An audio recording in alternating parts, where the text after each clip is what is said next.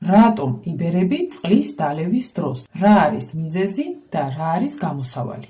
როცა წყალს სვამ და შებერილობის შეგრძნება გაქვს, ამ დროს ხდება წყლის შეკავება ორგანიზმში. ხშირად ეს გამოწვეულია მარილის ჭარბი მიღებით, შაქრიანი ან გადამუშავებული საკვებით, ჰორმონალური ცვლილებებით, ბრინჯის, პურის ან სიმინდის ჭარბი მიღებით, ან თუ ცოტა წყალს სვამ და ერთბაშად ბევრი დალიე.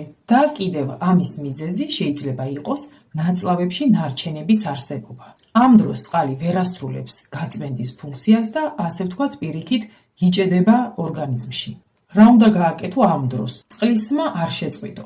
პირიქით დაეხმარე ორგანიზმს გაწმენდაში და ამისთვის მე გთავაზობ Herbalife-ის საკვებ დანამატებს და მასთან ერთად დღის კვების რაციონს. თუ გინდა შენზე მორგებული გეგმა, მომწერე და ერთად დავიწყოთ ნაწლავების წმენდა.